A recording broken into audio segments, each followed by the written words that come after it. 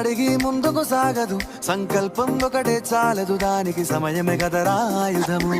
విజయం నేరుగా చేరదు, శ్రమ పడితే దక్కగా మానదు, నీ లక్ష్యం చేరే మార్గంలో ప్రతి సెకను విలువని తెలుసుకో.